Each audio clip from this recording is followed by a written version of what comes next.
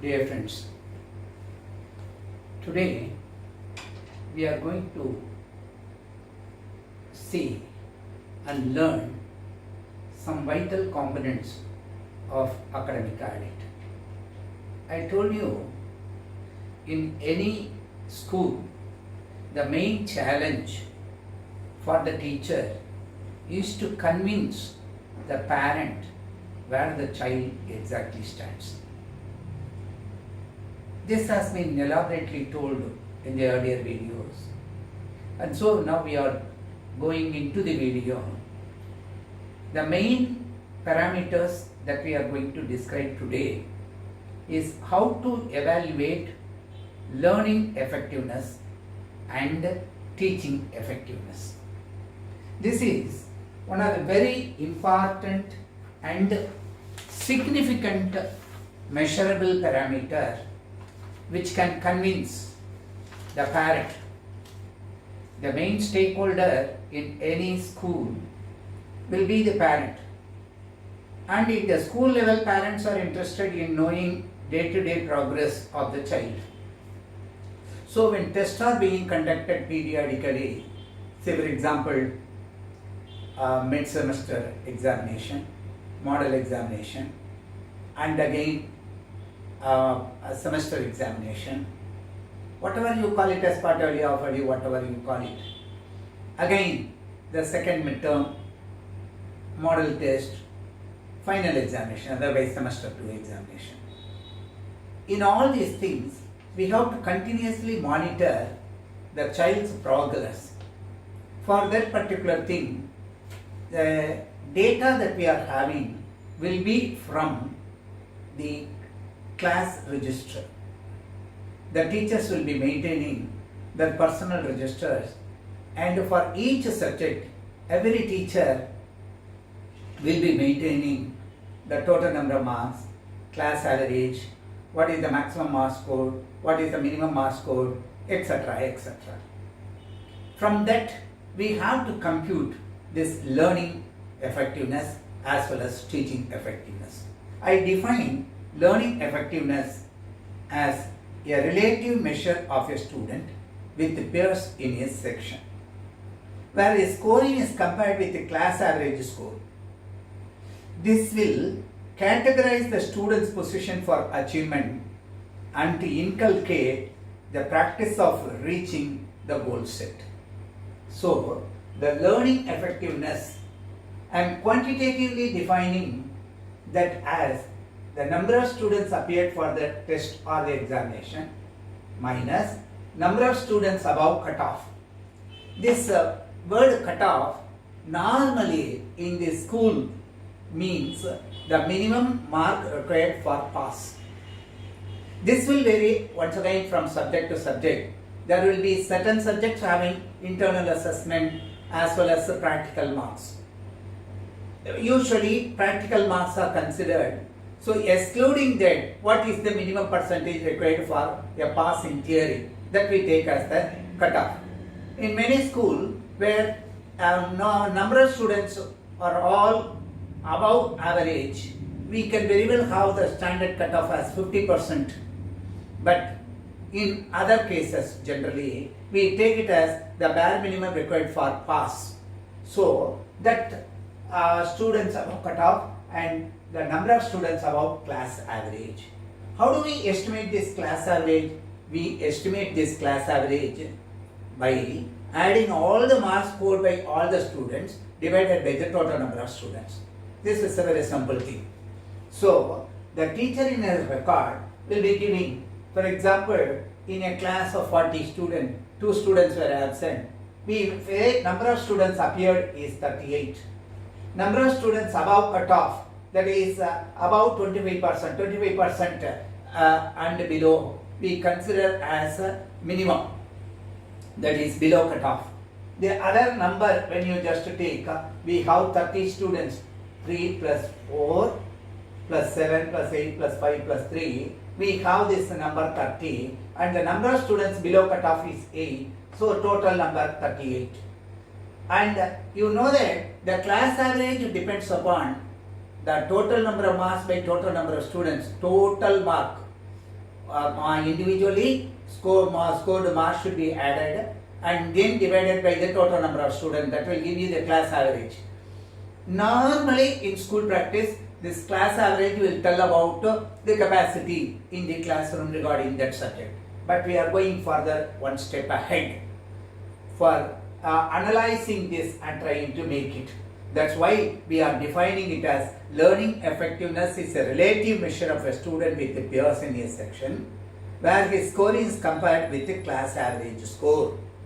This will categorize students' position for achievement and inculcate the practice of reaching the goals that is set. The goal that is set is always to cross this class average mark and to obtain that. Some teachers were asking me yesterday by phone that we have to set the goal as 100 out of 100. That is practically impossible and that should not be there. That will introduce stress in the minds of the child. And different levels of complexities are there with respect to subject. That's why we have to keep one aspect and try to have maximum marks and all. Then we find that this learning experience, in this case we say the number of students above class average is 23, and you know that though the percentage that is given here by the teacher is between 51 to 60, above 56, that is class average, there are 7 students, and below class average there are 3 students. 4, 8. These will combine. So this 15 will amount to the number of students below class average.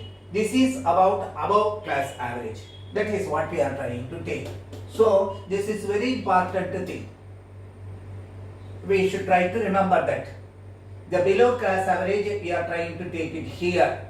Though this has not been indicated here, we should try to find out from this particular table if it is missing. Otherwise, you can include one more aspect here, number of students below class average 15, so that these two will add to give us the total number 38.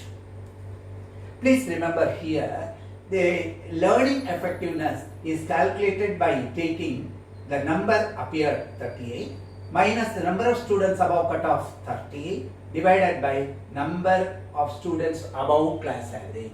It is compared with the class average. So in that sense we are trying to introduce this, and this should be expressed in percentage, and we are having this as 34.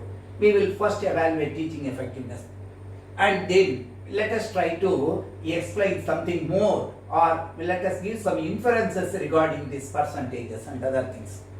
Now the other aspect what we are having is the teaching effectiveness. In a classroom, we always find that the teacher is spending her time by various methodologies in the class for each subject, for each unit.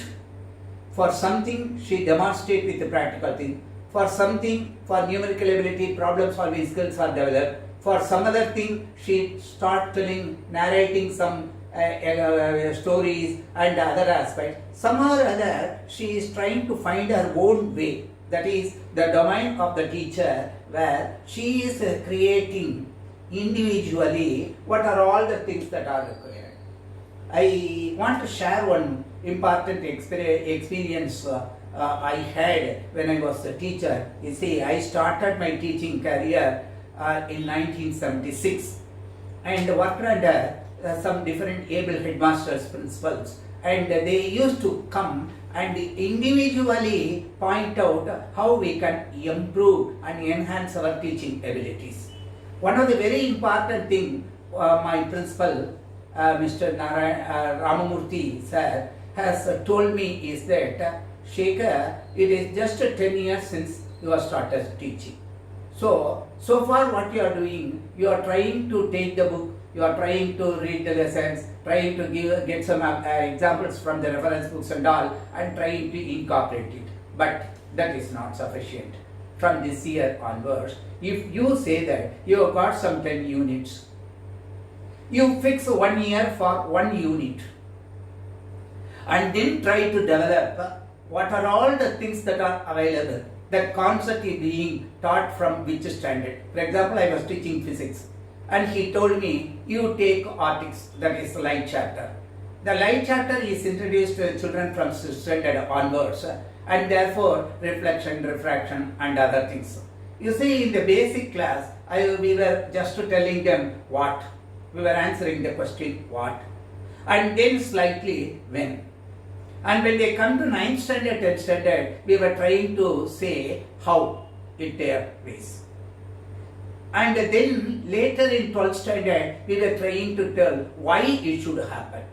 So the hierarchy goes like that: what, when, basic level. After that, we were talking about how it is getting done, and later we suggest that why it is done. So the same reflection chapter is found in 6th standard, 8th standard, 9th and 10th, as well as 11th or 12th. So when you just take these aspects, in the higher level, we will be talking about failed theories, how the other improved theories are working and all.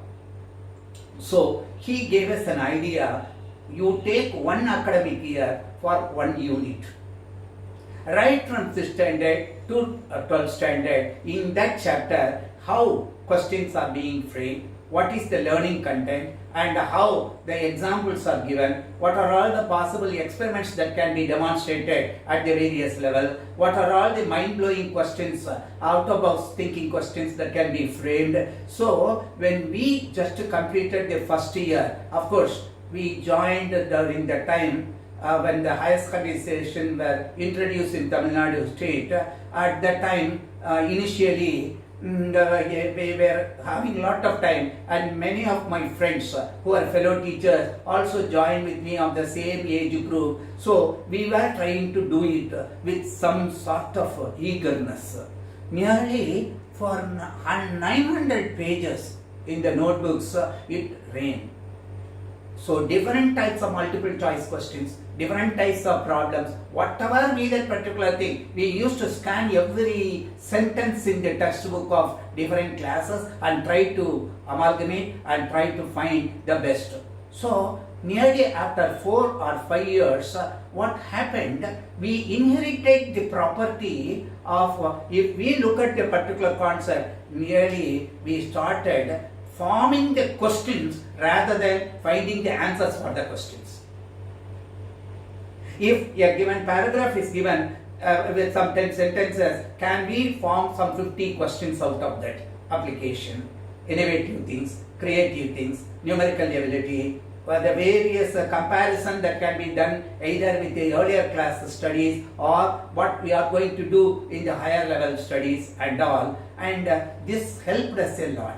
Only one day, our headmaster, the principal, Mr. Ramamurthy, told us, but when we started enjoying this methodology, then we never had failure in our life.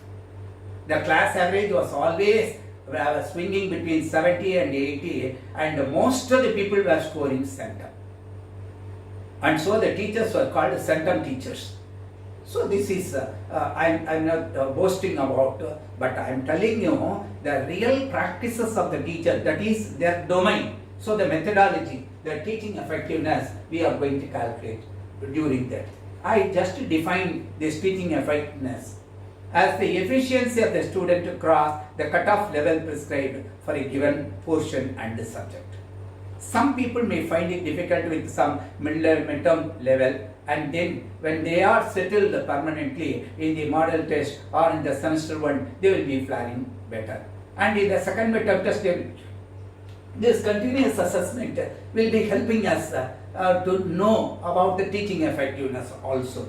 This provides overall information regarding the learning experiences with the particular teaching methodology and the response from the students in that domain. So they can very well alter at any point of time what are all the various methods of teaching that can be more impressive, which is more truthful and effective. This is the thing. So teaching effectiveness we define as the number of students quantitatively, number of students appeared minus number of students below class average. You see, when you want to check the ability of the learning effectiveness, we are talking about comparing with the higher level number of students above class average cutoff. here we say number of students below class average and the total number of students appeared into 100 to express in percentage. So here in this category, the teaching effectiveness is 38 minus 15 divided by 38 into 100, which is 60.5%. Now, the basic question lingers like that. The learning efficiency is only 34%. You say that teaching effectiveness is 60.5. Are you biased towards teachers? No. When we introduce these things in the academic audit, most of the teachers are afraid that this comes as a touchstone, When we take our gold, for knowing what is the purity of the gold, at that time our heart will just have this we have purchased in that shop, what will happen, we should know the quality and all. So when that gold is put into test, that nervousness will always be there. Teachers need not worry. You have every reason. You see in the same classroom and the same statistics, we find that the teaching effectiveness is 60.5, which is categorically here. You see, in 91 to 100% bracket, there are 3 students, and 81 to 90 there are 5 students, 61 to 8 we have got 8, and here also above class average is 7, and this particular thing. So when you just consider where it goes like that and all, only because of these slow learners, mediocre learners, we find that the effectiveness of the teacher is brought down. Otherwise, we find that this is, if this number is less, we will be having maximum percentage. This is very much explicit. Though these are all empirical formulas, these formulas are hypothetical when they were as an hypothesis we took as a null hypothesis, subject to various test measures, we found that this works out credibly. We find that when you just have the teaching efficiency as 60 point, this learning difficulty, why? Because in that particular aspect, the number of students appeared and number of students who are above cutoff, when you just take here in the classroom, it is more. That's why the numerator value becomes less. That means the number of students who are scored less has to improve a lot. That is an indicator. As I told you, this is a touchstone for the student, and so in that particular class level, we find that the learning effectiveness is made as 34% only, which depicts clearly that this particular number should vanish.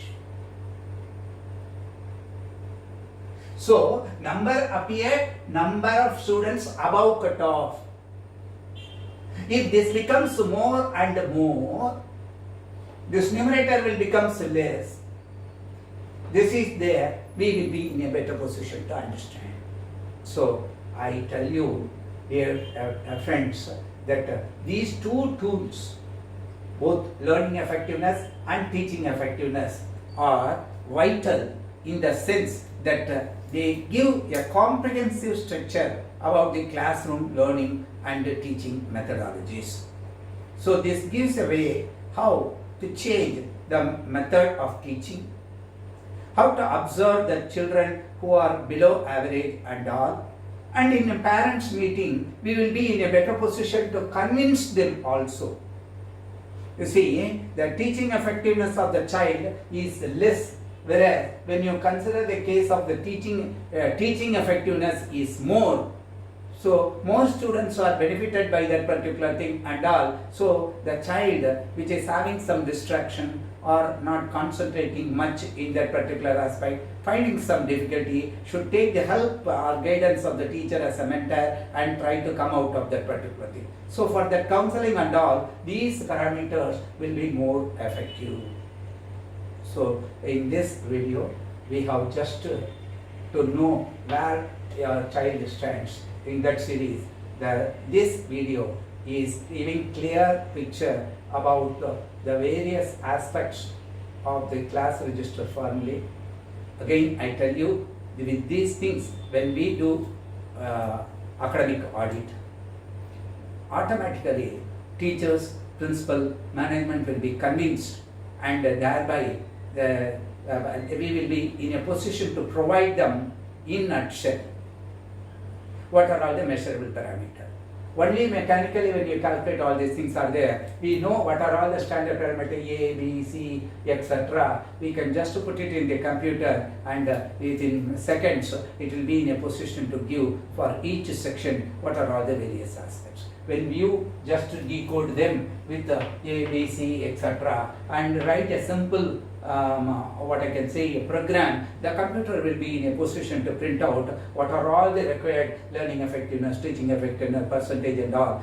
That percentage, if you analyze, you will be in a position to do much better. So I hope this particular video will be useful for freshers as well as all the teachers, administrators, principals. So in the next video, we will be in a position to know what is academic audit, how we are going to have different forms that are required under various parts, and if every teacher knows what is academic audit, then when such audits are taking place, the main success of private schools lies in transparency. Transparency in administration, transparency in any type of dealing inside the school. So here we are there to teach. Student comes to learn, and they should have a joyful experience. So there in academic audit we will be talking not only quantitative aspect, we will also take into classroom observation session and other thing, different formats of questionnaires, self-appraisal form, what are all the various things that are going to continue and convey, we will be in a position to see in the next video. Thank you.